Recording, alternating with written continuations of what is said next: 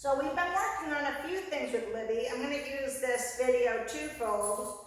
One to talk about my next marketing blog, which is how are you able to judge your goals and your performance, and also for Libby's video on her progress so far. So Libby, let's go.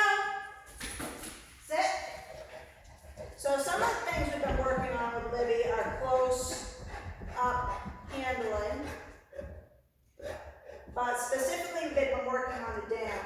So at this point, so we've worked, I've shown her what a down is, I've shown her what the correction for a down is, and that sort of thing.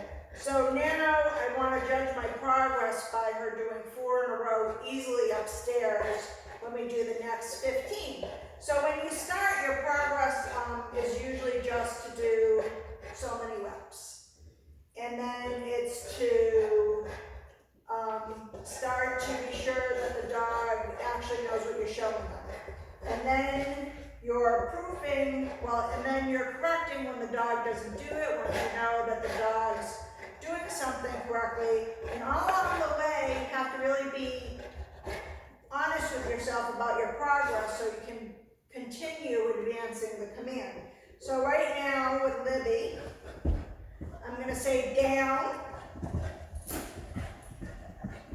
So the first one wasn't successful. Good girl. Okay, let's go. Good girl. Let's go. Down. That's a first successful one. Just the way I want it. Good girl. Good. Yes. Libby, let's go. Down. 2. Good girl, Libby. Libby, let's go. And the other thing that's successful with this is I don't have to chase her around the room thus far. I might be speaking too early. Let's go, Libby. Down. 3. Good girl, Libby. Let's go. Down. Good girl. I doubted you there for a moment. So we were able to get 4 in a row right off the bat. So let's say I'm working with her tomorrow, and we're going to do many more of this first session. But let's say tomorrow I bring her outside, and my goal might be slightly different in that maybe I just want 1 correction or just a couple to come out because she's not really thrilled about doing downs on the ground anyways, and then we're outside and that's a lot of distractions for Libby. So then I might decrease my expectations, but I still have a goal and I still want a way to measure it. So let's say I just want to get just a few without correction, or maybe I want to get the last 4 without correction, something like that. And every day I increase the bar for my goal. Well, not every day.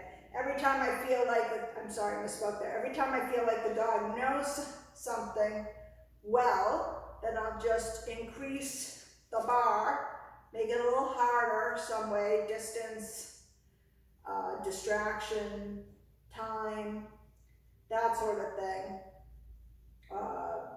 What the distractions are, are we around a lot of dogs? Are we walking down a city street?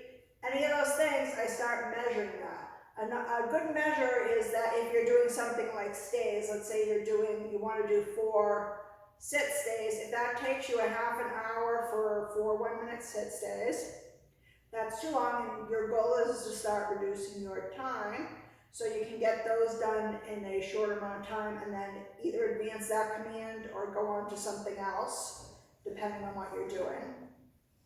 This is just a little discussion of what to look for in my next blog, because I think it's important. A lot of people don't really know how to judge the success of what they're doing. They get bored and they feel like they're doing something over and over again, not realizing they haven't even reached